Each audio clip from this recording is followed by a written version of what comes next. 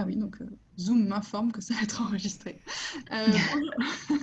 Bonjour à tous, merci Marine et merci Yacine d'avoir répondu présent à notre invitation pour ce nouveau webinaire où on va parler pour une fois mouvement, puisque le thème c'est oser bouger pour rester motivé.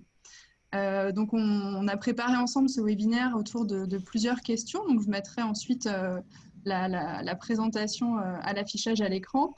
Avant de démarrer, je crois que Marine, tu avais une question que tu voulais poser un petit peu à notre auditoire sur justement la mise en mouvement et l'activité au travail. C'est ça, alors j'aimerais vous faire réfléchir un petit peu tous et toutes. Merci à vous déjà de vous être connectés. Alors l'objectif, c'est d'essayer de comprendre, on va voir ensemble, il y a beaucoup de bénéfices à se mettre en mouvement, mais s'il y en avait un qu'il faut retenir, selon vous, qu'est-ce que développe le plus le fait de se mettre en mouvement? Vous pouvez bien sûr répondre en commentaire à cette question, et puis on y reviendra à la fin du webinaire, on vous apportera notre éclairage.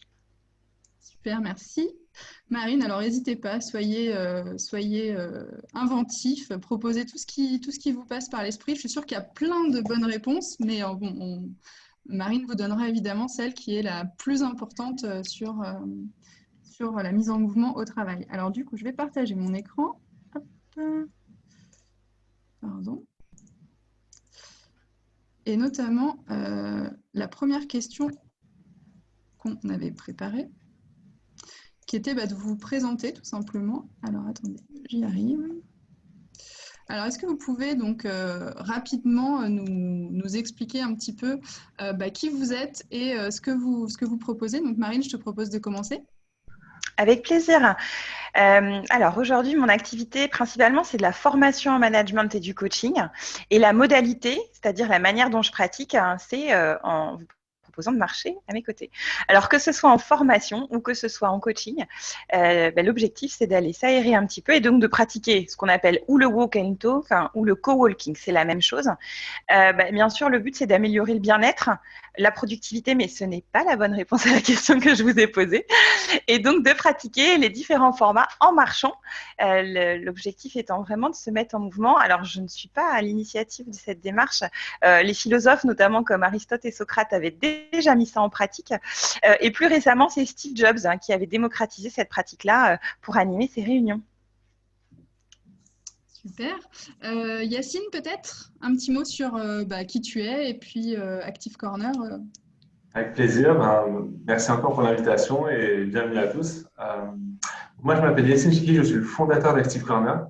Active Corner, c'est une solution d'accompagnement des entreprises et du coup de leurs collaborateurs sur des sujets de bien-être au travail, de forme au travail et de cohésion. Et l'aspect un peu innovant, mais en tout cas notre proposition de valeur est de dire qu'un collaborateur doit être accompagné où qu'il soit. Initialement, on avait cette réflexion de dire que le collaborateur devait être accompagné sur son lieu de travail, donc via des animations, des propositions événementielles, de team building, etc. Il doit être aussi accompagné en dehors de son lieu de travail. Donc aujourd'hui, si mon lieu de travail ne se prête pas à une activité physique ou collective, Active Corner me permet, via une solution digitale, d'accéder à un réseau de partenaires chez lesquels je peux me présenter. Et depuis la crise, donc on a dû aussi nous-mêmes se réinventer. On a rajouté cette troisième verticale de notre activité, qui est une solution pour le domicile, pour le télétravail. Donc aujourd'hui, on propose plus de 120 cours de sport et bien-être en anglais et en français, répartis pour que les personnes puissent prendre un moment dans leur journée et aussi s'occuper de soi, penser à leur santé physique, mentale, psychologique. C'est une valeur individuelle, c'est une valeur aussi collective, parce qu'on partage des moments, qu'on soit encore une fois dans son bureau, en dehors de son bureau, ou chez soi. Voilà. Super. Alors effectivement, c'est pour ça qu'on vous a proposé à tous les deux de co-animer ce webinaire parce que ça nous semblait assez complémentaire ce que vous proposez. C'est des prestations qui sont complètement différentes mais qui vont vers un même objectif qu'on va développer donc, en termes notamment de bénéfices pour les personnes tout au long de ce webinaire. Donc Marie, est-ce que tu peux nous expliquer un petit peu comment tu accompagnes les entreprises qui souhaitent pratiquer le Walk and Talk? Oui, alors à la base, en fait, l'objectif, c'est d'initier la démarche. C'est comme tout, c'est qu'il faut démarrer. Déjà, décider de démarrer, c'est le premier pas. Et après, moi, je suis là pour vous accompagner. Alors, ça peut être en définir les modalités. Ça veut dire concrètement, tiens, moi, je voudrais pouvoir initier la réunion de service et qu'on puisse la pratiquer de temps en temps sous forme de marche. On va déterminer la fréquence, on va déterminer déterminer les sujets qui s'y prêtent. Et là, on peut imaginer que ce soit des réunions de travail, des réunions d'information, que ce soit des modules de formation. Ça se pratique aussi pour les entretiens annuels d'évaluation. C'est vraiment remarquable. Fixer les objectifs quand on marche, c'est vraiment très, très efficace. Et puis, tout simplement, en recrutement, c'est une pratique qui est aussi également en train de se démocratiser. Donc, j'accompagne les DRH et les RRH à mettre en place cette pratique lorsqu'ils rencontrent des candidats. Alors, peut-être pas la première prise de contact, ça peut être assez déstabilisant, mais quand on est en train de finaliser un process et qu'on a un petit peu baissé sa garde, eh bien, le fait de le faire en marchant, ça permet d'aller encore un peu plus loin et d'être un peu plus authentique. Et ce n'est toujours pas la bonne réponse à la question que je vous ai posée. Yacine, de ton côté, comment on peut inciter à la fois les collaborateurs et les managers à bouger plus au bureau? Est-ce que tu as des tips un peu pratico-pratiques à nous partager? Oui, je pense que l'initiative doit vraiment se construire de manière collective. En fait, le bien-être n'est pas quelque chose qui s'impose. On ne peut pas arriver en tant que direction RH et dire, bon, à partir de maintenant, vous vous mettez tous à faire du sport ou à faire ces activités-là. Donc, c'est vraiment des solutions qui se co-construisent. Donc, la première chose, c'est de connaître sa communauté. Est-ce qu'on a une communauté plutôt sédentaire, ultra sédentaire? Est-ce qu'on a des gens plutôt sportifs? Donc, vraiment comprendre qu'il y a plein d'outils qui permettent de le faire, qui permettent d'avoir des audits plutôt réguliers. Il faut comprendre qu'aujourd'hui, plus que jamais, l'entreprise se renouvelle constamment. Donc, on a une communauté aujourd'hui qui est différente de notre communauté qu'on aura dans 2 ou 3 ans. Donc, ça, il faut vraiment le prendre en compte dans la construction de sa proposition. Je pense qu'il faut avoir une communication forte. Très souvent, il y a des solutions qui sont hyper intéressantes et qui ne prennent pas, parce qu'il n'y a pas un engagement de l'entreprise par la suite de communiquer sur ces initiatives. Ce sont des investissements, très souvent, qui sont faits, parfois coûteux, de la part de l'entreprise pour mettre des solutions en place. Et si la communication ne suit pas, 9 fois sur 10, les gens ne lisent pas les mails, ne regardent pas les affichages, etc. Donc, ils ne savent pas qu'il y a des solutions qui sont à disposition. On va dire que la communication est importante, et pas, je dirais pas seulement une communication originale, une communication percutante, qui permet aux gens d'être sensibles à ces solutions qu'on leur met à disposition. Ensuite, je pense qu'il faut impliquer les gens, et quand on implique les gens, il faut systématiquement trouver des vecteurs qui sont des accélérateurs. Et très souvent, c'est ce qu'on nous détermine comme des ambassadeurs. Donc, l'ambassadeur peut être le manager. Parfois, ça peut être productif parce que le manager va montrer l'exemple. Il va dire à ses équipes, allez, on y va, on va faire une course ensemble, on va faire une marche ensemble, on va faire un cours de boxe ensemble, on va faire un atelier cuisine ensemble, qu'importe. Et parfois, c'est contre-productif parce qu'on est un peu gêné de faire du sport avec son manager. Et c'est bien d'aller chercher un ambassadeur qui est un excellent communicant, qui peut être aussi lui-même un sportif avéré ou en tout cas une personne active qui peut transmettre cette passion pour l'activité. Et à ce moment-là, ces gens-là sont de véritables accélérateurs en interne parce que c'est eux qui vont rassembler, c'est eux qui vont inciter, c'est eux qui vont motiver les gens.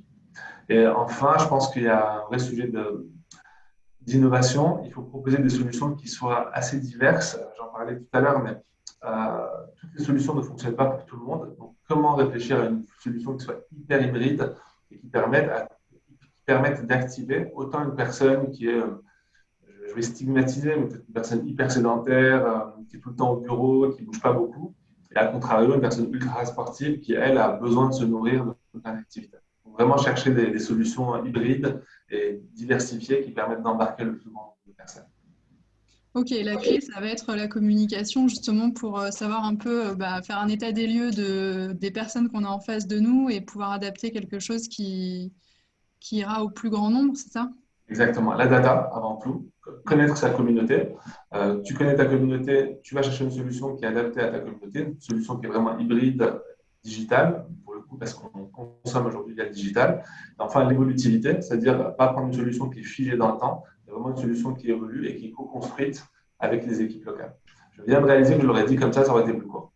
C'est à ça que ça sert. Du coup, pardon Marine, avant de répondre vraiment à la question qui a été posée au début de ce webinaire, quels sont tous les bienfaits en fait du Walk and Talk, que ce soit pour les collaborateurs ou pour même peut-être les équipes? Oui, en fait, Ouais, ce qui se passe, c'est que quand on est en marche, on est en situation d'être côte à côte et on n'est pas face à face. Donc, toute cette première phase où on va essayer de se comprendre, se décrypter, où l'environnement va être vraiment très impactant, c'est-à-dire que imaginez une salle fermée, sans fenêtre, le positionnement dans la salle peut en dire beaucoup. Et tout ça, ça s'envole, on enlève, on est côte à côte et on avance ensemble. Donc, en fait, c'est vraiment l'objectif de se redonner des perspectives. On sait que quand on est au contact de la nature, on va développer des hormones du bonheur. Alors, il y en a 4 hormones. Il y en a 2 spécifiques qui sont liées à l'activité physique et à la pratique d'une activité physique en extérieur. Et on sait aussi que marcher, ça permet d'activer le deuxième cerveau, c'est le centre émotionnel. Donc, ça a quand même vraiment déjà une première partie de bien-être sur soi et d'enlever toute une partie de la relation à l'autre qui pourrait éventuellement être un peu un empêcheur d'aller dans le vif du sujet. On sait aussi que l'émotion, elle est à la base de l'action et de la prise de décision, donc ça, c'est vraiment important. La nature ou l'extérieur, mais ça peut être aussi une cour, ça peut être aussi une plateforme de bureau, c'est l'objectif d'aller poser son regard un petit peu autour de soi et finalement en miroir d'aller chercher dans ses propres pensées, mais de ne pas être empêché par le regard de l'autre de trouver la bonne réponse, parce que souvent sous forme de discussion, de conversation, même dans des formations, quand on est un peu en introspection, on ne trouve pas la réponse tout de suite. Et puis, dans une réunion de travail, on vous demande quel est votre avis. C'est pas évident d'avoir la réponse à propos. Donc là, c'est bien, ça laisse un petit peu le temps d'aller chercher au fond de soi. Et puis, on sait que la mise en mouvement physique, ça mobilise aussi beaucoup plus le cerveau. Et ça, on le sait quand on a une réunion et qu'on redémarre à 14 heures en phase digestive. En général, le niveau d'énergie est vraiment très faible, alors que dès qu'on se remet en mouvement, tout de suite, on réactive à peu près tout le système, tout le corps qui se mobilise dans l'action qu'on est en train de mener. Donc ça fait partie d'une première partie des bienfaits. Et si tu veux bien afficher la page d'après. Alors, du coup, j'ai une question moi, par rapport à ça. Est-ce que ça veut dire que finalement, le timing idéal pour faire une réunion dynamique, ce serait justement en post-prandial, là où on aurait tendance à être un peu endormi à notre bureau et finalement, la fin de la journée, on a été plus productif parce qu'on a utilisé à bon escient cette période plus creuse?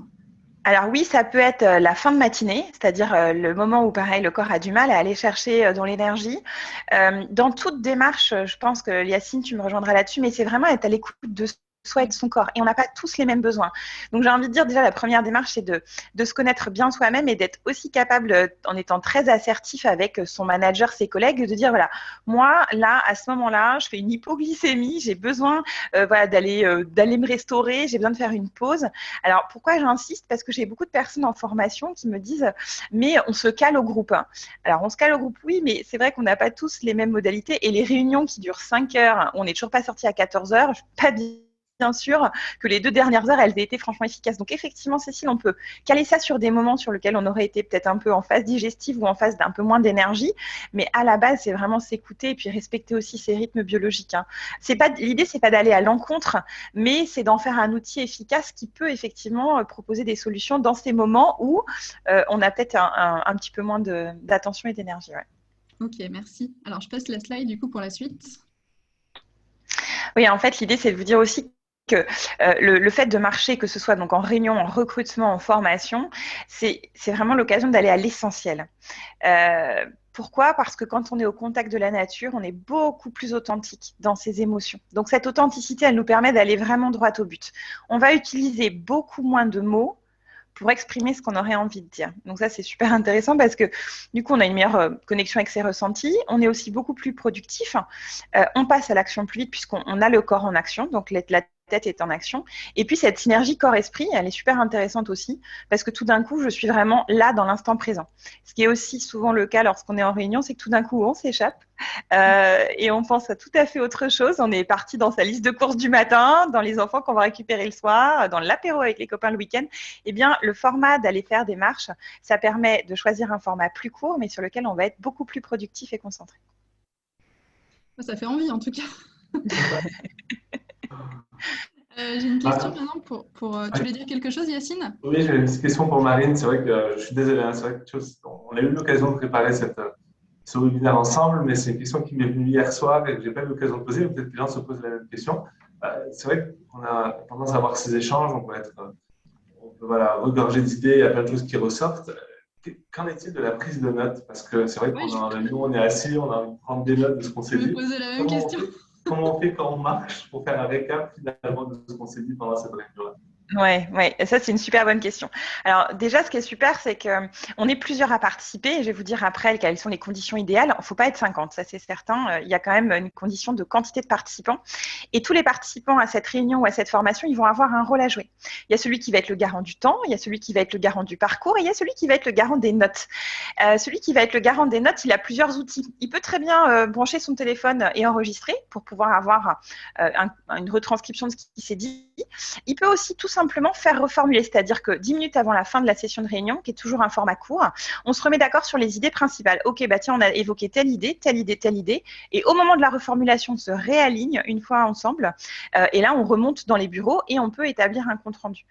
L'objectif étant qu'on se perd beaucoup moins dans des idées de détail, on est beaucoup plus sur des idées de structure, donc des idées majeures sur lesquelles on s'est accordé, ce qui n'empêchera pas ensuite d'avoir peut-être besoin de s'appuyer sur un paperboard, sur des outils digitaux, de revenir passer un peu de temps sur informatique.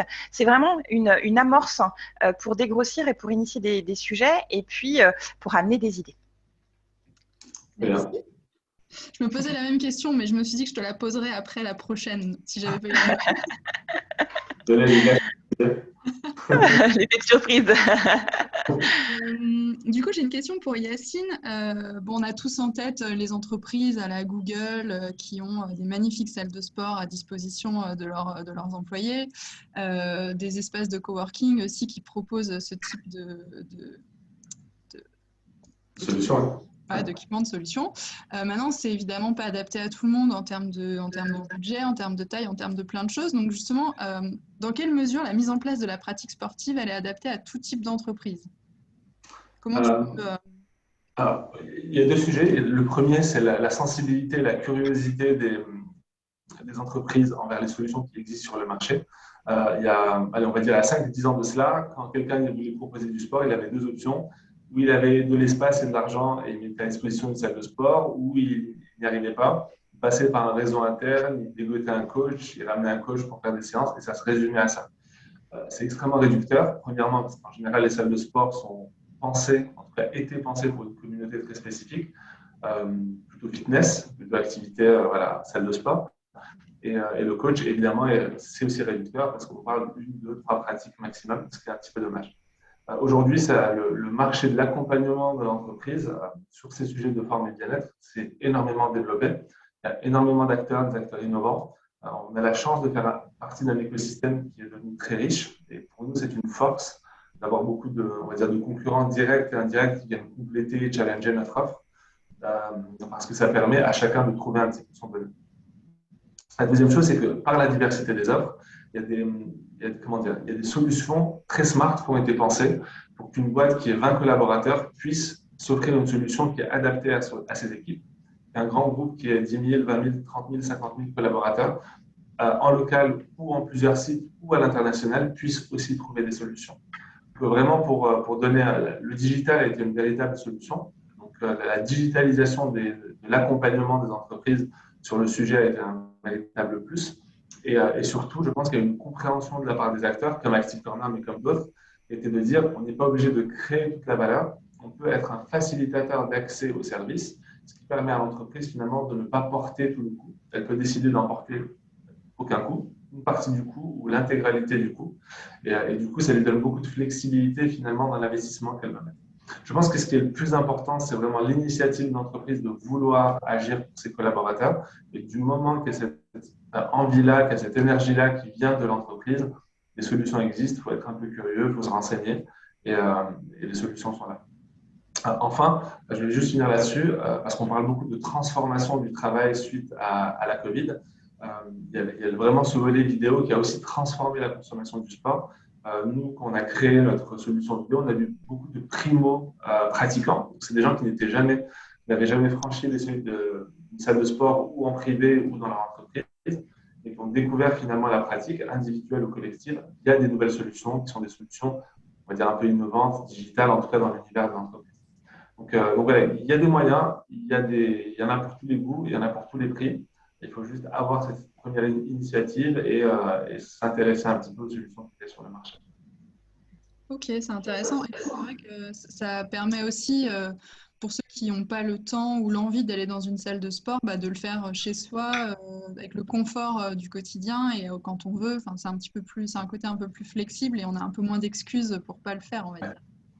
Je pense qu'on est beaucoup questionné par les entreprises sur la solution optimale. Est-ce que la solution vidéo va persister? Est-ce que tout le monde va arrêter la vidéo et va revenir vers des enseignes ou vers des salles de sport d'entreprise? Et moi, je suis vraiment un partisan des solutions hybrides, des solutions ouvertes, où tout le monde y trouve son compte. Je pense qu'il y aura un rejet peut-être à un moment de format tout vidéo. Mais je pense que de temps en temps, se dire, bah, tu sais quoi, j'ai 5 minutes, je vais faire un cours de cuisine en ligne, je vais faire participer mes enfants. Tiens, mon équipe qui manque un peu de cohésion en ce moment, bah, je vais les inviter à faire un cours en ligne. Ça existera toujours. Mais à côté de cela, il faut aussi d'autres solutions présentielles, événementielles, etc. L'hybride, pour moi, c'est vraiment là. C'est pas le mot-clé qu'on cherche pour la question de Marine, mais pour nous, c'est un peu cette solution hybride est importante. Et Yacine, je me permets d'abonder vraiment dans ce sens.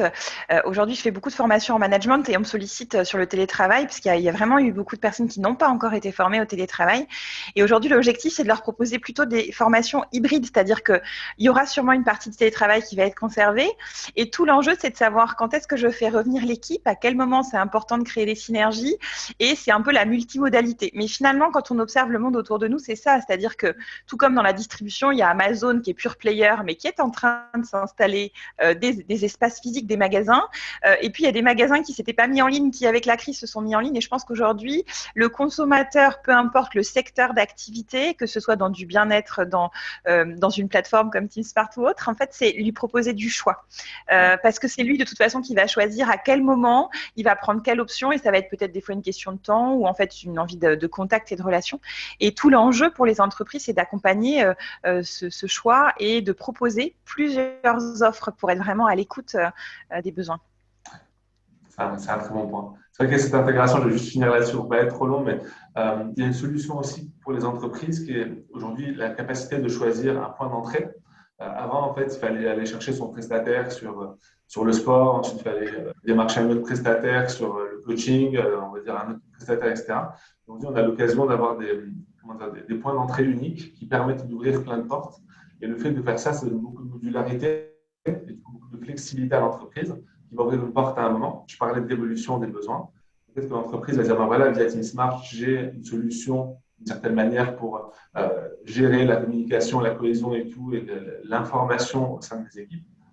Mais via TeamSmart, je vais pouvoir accéder à d'autres services derrière qui sont connectés. Cette interconnexion des services permet justement de toucher des entreprises, des plus petites jusqu'aux plus grandes, selon leurs besoins et selon l'évolution d'une certaine manière de leur communauté. Ouais, pour rebondir sur le commentaire de Marine, c'était exactement ce que j'avais en tête, c'est que le côté hybride, c'est vraiment, je pense, qui va être recherché par les collaborateurs et c'est ce vers quoi doivent tendre les entreprises, parce qu'on se rend compte qu'en full télétravail, des personnes étaient un peu en souffrance, avaient envie de revenir au bureau. Mais quand on propose de revenir au bureau à 100%, par exemple, il y a des grosses réticences et personne n'a envie de complètement renoncer à ce que permet le télétravail en termes de flexibilité, en termes d'équilibre temps perso, temps pro, de gagner le temps des trajets. Et c'est vraiment les entreprises qui arriveront à proposer cette flexibilité et ce côté hybride qui arriveront à garder des collaborateurs motivés et engagés dans leur entreprise. Ouais. Alors du coup, on va passer à la question justement qu'on a un petit peu anticipée sur comment faire en sorte de faire un walk and talk qui soit bien organisé et qui soit réussi, parce qu'il y a quand même quelques contraintes organisationnelles à prendre en compte. Oui, alors ça va paraître tout bête, c'est vraiment du bon sens, mais c'est toujours important de se le rappeler parce que c'est ce qui va faire que la mayonnaise va prendre et que voilà, tout le monde va se sentir vraiment hyper embarqué dans l'idée. Tout d'abord, peu importe le principe, on mise sur une réunion, une formation courte. On part pas faire 40 km. C'est pas le but. On n'est pas sur un un exploit sportif, on est sur passer un beau moment actif à l'extérieur. Donc, une réunion courte, c'est 30-45 minutes. Ça change aussi des formats de réunion qu'on planifie aujourd'hui, dont la moyenne en France est d'1h50. Donc, c'est pour vous dire, déjà, on divise par 2 le temps moyen d'une réunion. Pas plus de 400 participants, puisqu'on veut que tout le monde puisse s'exprimer. Donc, tout le monde qui s'exprime côte à côte, hein, il ne faut pas commencer à faire plusieurs groupes. Idéalement, c'est 3-4. On peut aller jusqu'à 5, mais il ne faut pas aller au-delà. Il faut prévenir. On va aller faire ça. Pourquoi ? Parce que prévenir, ça permet aux personnes de porter une tenue adaptée. Alors, encore une fois, on n'est pas sur un événement sportif, donc il n'y a pas besoin de mettre le jogging ou le legging de sport et les baskets, mais en chaussures à talons ou au mocassin pour les messieurs, on risque d'avoir des personnes qui sont un peu réticentes parce qu'elles ne se sont pas équipées. Donc, on porte une tenue adaptée pour pouvoir se promener.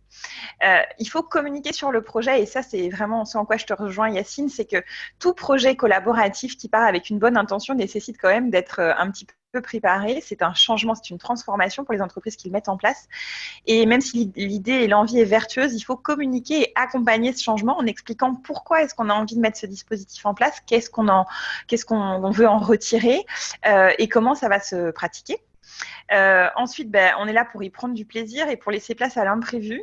C'est hyper important parce qu'en fait, c'est vraiment dans ce qui va se dire que les idées vont émerger et les réunions vont être productives. Et puis, les managers, les entreprises qui sont à l'initiative de cette démarche, il faut qu'elles aient envie de surprendre, d'étonner et puis de ramener vraiment de la qualité de vie au travail, de ramener de l'accessibilité, de la simplicité dans les process. Donc, l'envie de surprendre ses collaborateurs, c'est aussi une des clés du succès. Donc ça s'inscrit dans une démarche globale finalement de l'entreprise de mettre en mouvement les personnes et de favoriser quelque chose qu'on verra à la fin de ce webinaire. Exactement. La question dans le chat d'ailleurs. Pour toi, Yacine, on parlait tout à l'heure justement de faire ses choix et tu as exprimé l'importance de se baser sur de la data pour adapter notre offre en fonction de ce qu'on propose. Qu'est-ce que tu peux dire en termes des bienfaits que vous voyez et que vous pouvez mesurer chez vos clients qui ont fait le choix de souscrire à Active Corner? J'imagine que vous vous appuyez sur des choses pour leur montrer ensuite qu'ils ont fait le bon choix et que leurs salariés se sentent mieux et par conséquent peuvent être plus performants, plus engagés. Nous, il y a 2 éléments qui sont hyper importants. C'est notre relation d'une certaine manière avec les utilisateurs finaux, qui sont les collaborateurs, qui sont les salariés. Et ensuite, avoir un échange avec les parties prenantes, les décisionnaires qui vont être les fonctions RH, parfois les directions, parfois ça peut venir d'un office manager dans des entreprises plus petites. Donc voilà, ça dépend du porteur du projet en interne. Le point de départ est et restera toujours le collaborateur. Comment on s'assure qu'on le connaît, qu'on le connaît, qu'on comprend ses besoins, qu'on est capable de lui proposer des solutions qui matchent ses besoins et que les solutions qu'on lui propose soient assez flexibles pour qu'elles puissent fonctionner autour de ses attentes. Donc ça, nous, on fait ça de différentes manières. Donc, au tout début, il y a une communication évidemment qui est envoyée pour inviter les personnes à profiter des avantages qui sont mis à leur disposition. Et dès ce premier instant, on demande aux personnes, on explique aux personnes que les informations, évidemment, au-delà de la partie RGPD, etc., vont nous servir à mieux la connaître, à lui proposer au sein de l'entreprise des solutions qui lui sont adaptées. Donc, on a un très bon taux de retour. En général, on n'a pas trop à remplir des formulaires et des choses comme ça dans des inscriptions. Et finalement, une personne sur 3, presque au-delà de ça, on est à 40% de personnes qui, lorsqu'elles s'inscrivent pour la première fois sur Active Corner, prennent le temps de dire voilà les activités que j'apprécie, voilà les heures à laquelle j'apprécie de faire ces activités-là. Et ces informations vont nous nourrir et elles vont nous permettre finalement de revenir vers l'entreprise en lui disant tu pensais connaître ta communauté, mais voilà où se situe ta communauté, et voilà ce qu'on voudrait lui proposer en solution adaptée et personnalisée pour ta communauté. Donc ça, c'est sur la partie, on va dire, data, en amont. Ensuite, il y a un travail de flexibilité de notre côté. Comment nous assurer qu'on ait un service qui soit scalable, c'est-à-dire qu'on puisse déployer sur plusieurs sites, mais en même temps qu'il soit flexible et personnalisable. Donc ça, c'est un vrai rôle de jongleur chez nous de pouvoir faire ces 2 choses en même temps. Donc, parfois, on y arrive mieux que d'autres en transparence. Et enfin, la restitution est importante. C'est-à-dire qu'une fois qu'on a compris les besoins, on va continuer à sonder le collaborateur sur des thématiques très spécifiques qui sont dans notre univers, sa forme, son niveau de stress, son niveau de sédentarité, son engagement. Donc, on va capter un certain nombre de KPI. Et tout cela, on va le restituer à l'entreprise à la fin de chaque mois. Donc, on va envoyer un reporting à l'entreprise pour lui dire, tu nous as sollicité depuis temps, ce mois-ci, voilà les résultats, voilà le nombre de participants inscrits, voilà les tendances qu'on a observées, voilà les retours d'expérience qu'on a eus. Et on fait ça en toute transparence à l'entreprise parce qu'on a tout à gagner et rien à perdre à être transparent avec ceux qui deviennent nos partenaires finalement dans ce projet de bien-être au travail. Si les choses fonctionnent, ça veut dire qu'on fait quelque chose de bien ensemble et c'est formidable. Et si les choses ne fonctionnent pas, on se pose les bonnes questions. Est-ce qu'on n'a pas été bon sur la proposition de valeur? Est-ce qu'on a malheureusement, sans prétention, 9 fois sur 10, les problèmes viennent de communication interne? Est-ce que les gens sont au courant? Très souvent, c'est là où ça pêche un petit peu et c'est un vrai challenge. Et tout le temps et systématiquement, comment on peut faire pour améliorer l'expérience des collaborateurs. Aujourd'hui, on a des retours, on le voit, bon, c'est un peu se brosser dans le sens du poil, mais on a la chance d'avoir des entreprises qui nous ont fait confiance et qui nous font des retours plutôt élogieux ou en tout cas intéressants sur l'accompagnement qu'on fait. Mais on se remet systématiquement en question. Et le dernier élément dont je voudrais parler, c'est la proactivité. Il y a la data, il y a la proposition de service, il y a le feedback. Et je dirais le quatrième élément, c'est vraiment la proactivité. Comment anticiper, comment être toujours un coup en avance. Là, on se pose toujours la question du modèle hybride. Demain, la solution vidéo va être moins utilisée. Les enseignes vont commencer à rouvrir. Comment on arrive à avoir une proposition de valeur qui soit réellement à 360 et l'anticipation est hyper clé parce qu'au moment où votre client vous a demandé quelque chose, c'est souvent à moitié trop tard parce que ça veut dire qu'il a une nuisance et qu'il vous le remonte parce que c'est devenu une nuisance et pas un besoin. Donc, il faut savoir anticiper ces choses. Okay. C'est vrai que c'est très intéressant et pour être utilisateur d'Active Corner, parce qu'en étant partenaire, on a la chance d'être aussi utilisateur. C'est vrai que le parcours est hyper simple. Enfin, on s'inscrit, après on a un lien de connexion qui est facilement utilisable, qu'on peut mettre dans nos favoris. Toutes les semaines, on reçoit le planning des séances, on peut s'inscrire facilement. Enfin, c'est vraiment quelque chose qui est très simple. Et puis ce petit rappel toutes les semaines nous permet aussi de pouvoir constater ce qui est disponible et puis de s'inscrire au fur et à mesure. Donc c'est vrai que c'est pas mal. Et je pense que ce que tu mentionnais sur le manque de communication qu'il peut y avoir chez les clients, typiquement en utilisant un double outil avec un Team Smart, ça permet de publier des actualités sur le fait que Active Corner est disponible pour l'entreprise, mettre à disposition des collaborateurs la démarche pour s'inscrire si jamais ils ont perdu le mail ou qu'ils ont oublié. Donc ça permet de créer tout un écosystème qui est favorisant pour ce type de solution. Totalement, je pense que les attractions ne sont pas fortuites. Évidemment, on a ce lien, on va dire, humain qui fait qu'on a envie de faire des choses ensemble parce qu'on partage les mêmes valeurs. Mais derrière, il y a une véritable synergie dans le fait qu'on doit se reposer sur des solutions comme Team Smart, des solutions qui s'intègrent totalement dans la com interne, dans la vie de l'entreprise. C'est ce qui permet finalement d'avoir un levier d'acquisition, un levier d'usage, un levier de pérennisation dans la société. Donc, pour nous, ça a totalement du sens. Aujourd'hui, c'est vrai que c'est une question qu'on se pose, c'est comment accélérer justement ces intégrations. Oui, tout à fait. D'ailleurs, pour les utilisateurs Team Smart, cette semaine, il y a un cours Active Corner qui vient d'être mis en ligne dans nos ressources. Donc, tout le monde n'hésitez pas à en profiter. Voilà, c'est ça. Exactement. En plus, on est sur une séance courte de 15 minutes, donc c'est facilement intercalable sur une pause déjeuner, par exemple, sans trop déborder. Exactement. Du coup, là, j'ai une question que je vais vous poser à tous les deux.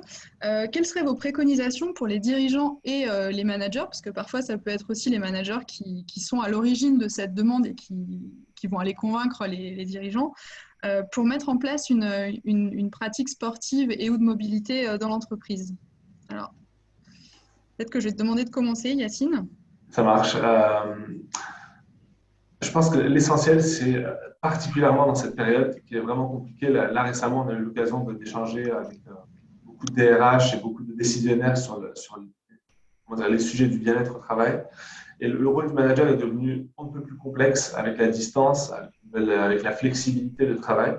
Il faut garder un lien, pas donner une impression de fliquer, mais s'intéresser aux gens, mais peut-être s'intéresser d'autant plus à eux que maintenant on les voit moins. Donc, très souvent, le manager n'a plus qu'un rôle d'organisateur et de chef d'orchestre. Maintenant, il doit vraiment être un soutien, il doit vraiment être un backup. Il y a vraiment cette notion de bienveillance et d'écoute qui est présente plus qu'elle n'a été. Je ne dis pas qu'elle n'était pas présente par le passé, mais qu'elle est d'autant plus importante aujourd'hui.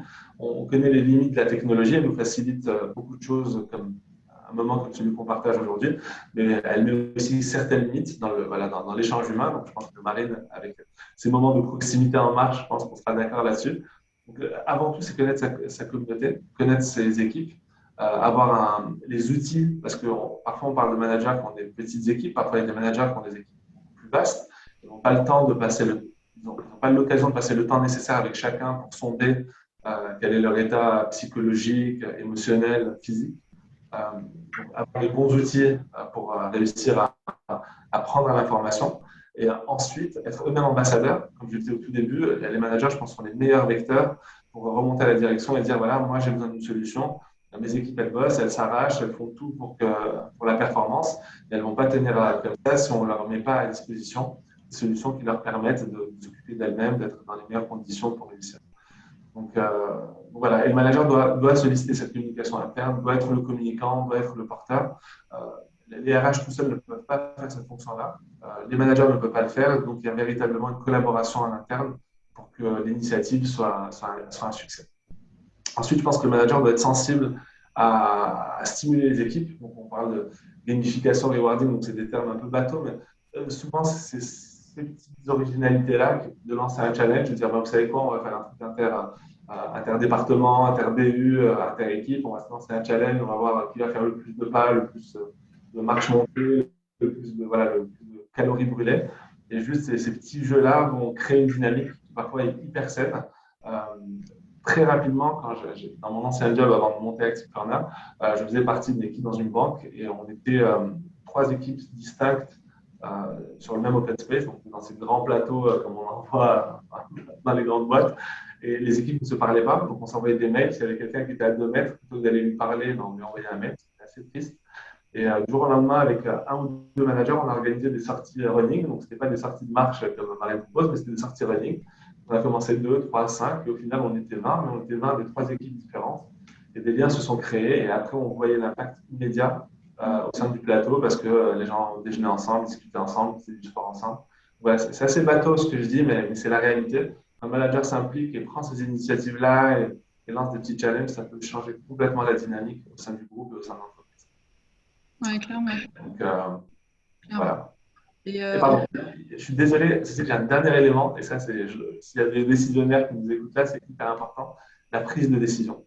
Le fléau des initiatives bien-être, c'est de dire « Ah, c'est une bonne idée », et de prendre une décision 6 mois, 9 mois, 12 mois plus tard. On en parle aux équipes, ça crée de l'envie, ça crée une dynamique. Et les équipes ne voient pas la solution venir parce qu'il y a des cycles hiérarchiques hyper longs. Et en fait, ça tue le projet dans l'œuf. Donc, vraiment être concis, aller vite, accompagner les boîtes à le faire et le faire très rapidement et les effets se voient tout de suite. Oui, mais c'est clair que ça peut créer de la frustration si on propose des choses et qu'on ne voit jamais rien arriver. C'est un petit peu compliqué après pour les équipes. Oui, absolument. Ce que tu mentionnais là sur justement prendre la température auprès des équipes, que les managers et les collaborateurs échangent sur les besoins de chacun et sur comment ils se sentent. Là, une fois de plus, avec un outil comme TeamSmart, avec le baromètre, avec les sondages, on peut tout de suite faire un état des lieux et prendre des décisions en fonction de l'état d'esprit des personnes, de ce dont elles ont besoin, et puis voir ce que tu disais par rapport à qu'est-ce qu'on a en face de nous comme équipe. Est-ce qu'on a une équipe qui a envie de faire des sorties running, ou est-ce qu'on a une équipe qui a plutôt envie, pourquoi pas, de faire plutôt de la marche, ou alors des sports de combat parce qu'ils ont besoin de se défouler et d'avoir la niaque sur leur mission. En tout cas, c'est en posant des questions qu'on obtient des réponses qui permettent ensuite de s'adapter. Absolument. Marine, je te pose la même question. Oui, alors moi, pour reboucler en fait ce que tu viens de dire, Yacine, j'aurais terminé sur la partie agilité, c'est-à-dire être capable d'essayer, d'initier quelque chose et de rester toujours à l'écoute en fait des besoins et des ressentis dans cette boucle du feedback. C'est ce qu'on appelle la méthode agile. Mais du coup, ça fait la transition, donc je m'en sers effectivement, rester super agile. que c'est vraiment super intéressant. Moi, je te rejoins aussi, Yacine, c'est d'être authentique dans sa démarche, le plus simple possible. Dans toute action, que ce soit de formation ou de coaching, ce qu'on invite à faire, c'est commencer. C'est toujours le plus difficile, mais en fait, c'est un petit pas. L'idée, c'est pas de regarder la marche de progression et de se dire un jour je serai en haut de l'escalier. Non, c'est de se dire je monte sur la première marche et un jour je me retournerai et j'aurai monté toutes les marches. Mais déjà de commencer quelque part, c'est vraiment important, d'autant quand on a une communauté qui a cette envie d'essayer quelque chose. Et moi, j'irais appuyer sur aussi la notion de plaisir, c'est-à-dire de prendre du plaisir à faire ce qu'on fait. Quand on prend du plaisir à manager son équipe, on a envie de les surprendre, on a envie de les inspirer, on a envie de les embarquer avec soi. Et c'est dans cette dimension du plaisir que tous ensemble, on peut réaliser des super trucs, des challenges. On peut sortir de sa zone de confort aussi parce qu'on est en confiance, puisque je pense que dans toutes les solutions qu'on vous propose, c'est des modèles qui sont un petit peu différents. Et dans cette différence, il peut y avoir une part d'inquiétude. Et l'idée, c'est non, ça va pas être inquiétant, ça va être super stimulant. Pas forcément pour tout le monde. Donc, c'est là que l'outil feedback, il est intéressant. Et puis, d'aller faire du sur-mesure et d'aller s'adapter. Mais de commencer quelque part avec l'envie de mobiliser et l'envie d'avoir des relations qui sont très simples. Donc, c'est ce en quoi les différentes pratiques, elles se complètent et que les managers sont vraiment à l'initiative de porter ce message. Ouais, c'est clair. Si je peux me permettre de rebondir sur ce que tu as dit, Marine. Tu parles de plaisir. C'est vraiment dommage parce qu'il y a des mots qui sont tabous aujourd'hui dans l'entreprise. Je pense à plaisir, je pense à bonheur, je pense à humour, rire. Il y a plein de mots qui sont clés finalement parce qu'on passe plus de temps au boulot qu'on en passe parfois avec nos familles, très souvent malheureusement. Et du coup, ces mots devraient faire partie de notre quotidien. Pour moi, c'est pas tabou de prendre du plaisir dans son activité quotidienne. C'est pas tabou d'être heureux. Je suis là pour être efficace, mais ça ne m'empêche pas d'être heureux et de rigoler, passer un bon moment avec mes collaborateurs. Et on le sait tous, si on a un manager qui ne montre pas l'exemple et qui lui-même n'instille pas on va dire, ces notions dans le groupe, c'est très difficile par la suite de les vivre nous-mêmes. Donc, le rôle du manager, pour moi, il doit ouvrir la porte en tout cas au fait qu'on doit être heureux sur son lieu de travail. Et, il doit laisser la place à son équipe pour l'être. Donc, les outils sont là, les solutions sont là, les accompagnements sont là, mais la culture d'entreprise pour permettre ça, je pense que c'est l'initiative. Tout le reste devient cosmétique parce que finalement, la culture ne permet pas aux collaborateurs et à la collaboratrice d'être heureux sur leur lieu de travail. Donc, ouais. Totalement d'accord sur ce point. Ouais, c'est chouette.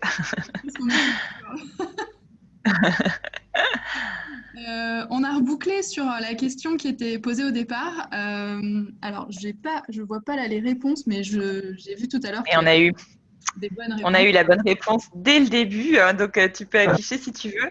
Effectivement, le fait de se mettre en mouvement, mais voilà, ça décuple la créativité. On est 70 fois plus créatif quand on est en activité, donc en activité de marche, peu importe l'activité, activité sportive, physique.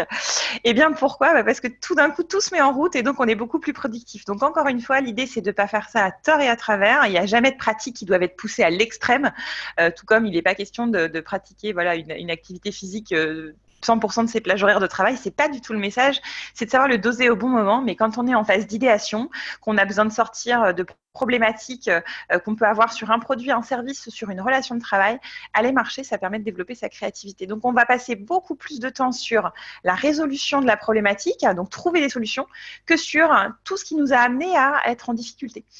Et ça, c'est Clay Cockrell, qui est un psychiatre américain qui a trouvé ça et qui donc même a pratiqué le walk and talk lors de sa pratique psychiatrique. En accompagnant ses patients, il s'est rendu compte que tous ces patients passaient beaucoup moins de temps sur qu'est-ce qui les a poussés à être dans la problématique qu'ils étaient ou le nœud du problème, mais beaucoup plus de temps à trouver des solutions pour se sortir du problème. Donc, quand on cherche des idées, il faut aller marcher. Super, bah c'est une bonne conclusion.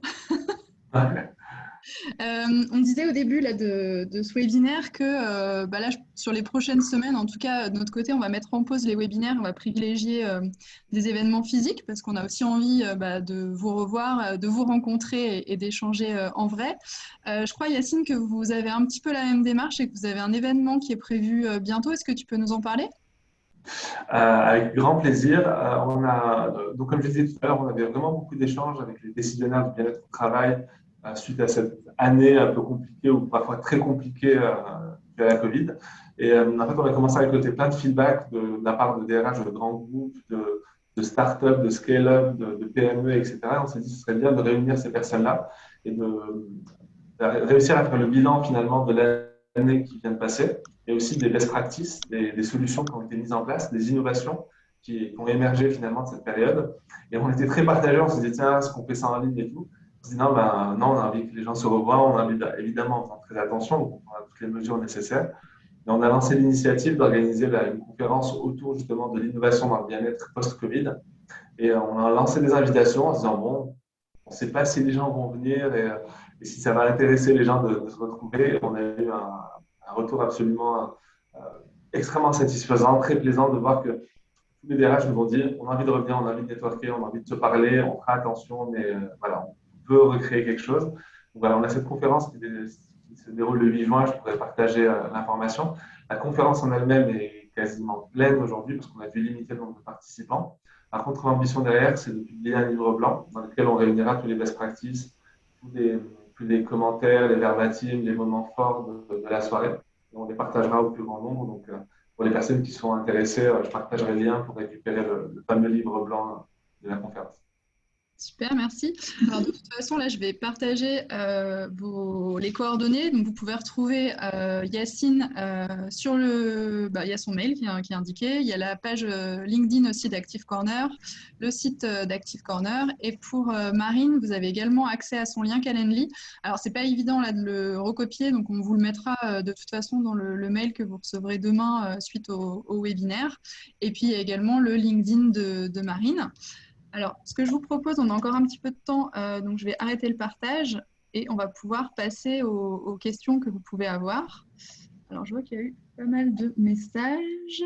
Donc, la créativité, effectivement, ça a été trouvé assez vite. Alors,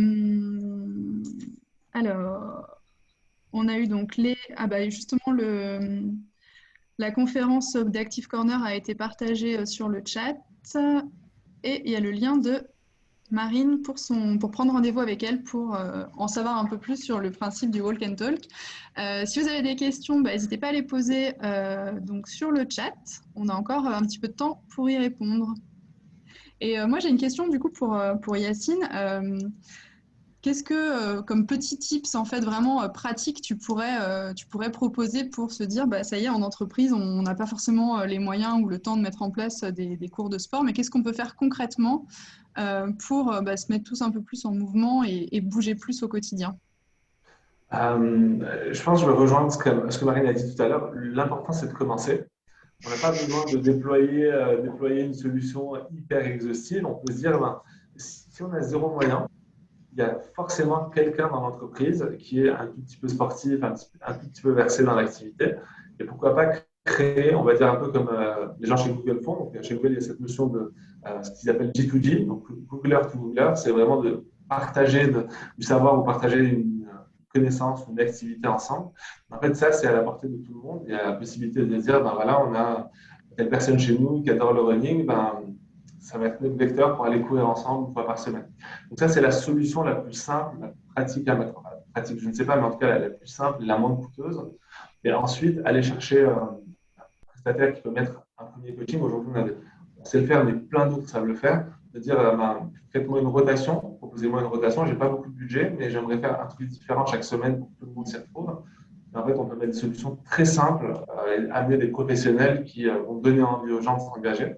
Donc ça, on va dire, c'est la solution la plus basique. Et maintenant, aujourd'hui, le digital nous permet aussi de faire des choses qui sont très peu coûteuses et qui permettent de toucher le plus grand nombre. Donc, typiquement, nous, sur la solution vidéo, c'est une solution qui est mutualisée. Et on a fait exprès de la mutualiser entre entreprises pour en baisser complètement le coût. Aujourd'hui, pour vous donner un ordre d'idée, un coaching live chez nous, ça coûte même pas 6 € à l'entreprise pour l'ensemble de ses collaborateurs.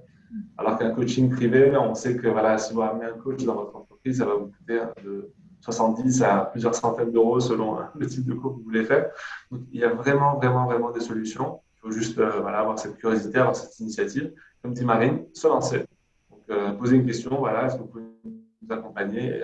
Il y a pléthore d'acteurs, on en fait partie, mais encore une fois, il y en a plein d'autres et il y en a des très, très bons sur le marché. Il ne faut pas hésiter à les solliciter. Ok, merci Yacine. On a une question d'Isabelle qui nous dit comment faire pour les collaborateurs solitaires qui ne sont pas très fans des activités en groupe? C'est une très bonne question. Alors là, pour le coup, le digital ouvre vraiment une porte gigantesque.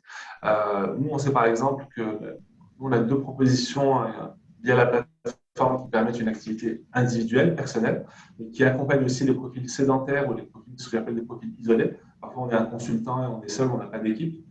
Et du coup, on a, via la plateforme, accès à tout un réseau partenaires. Donc, ça va être des salles de sport, des studios, des spas, des clubs, des grands événements sportifs. Donc là, on a une consommation individuelle selon son besoin propre.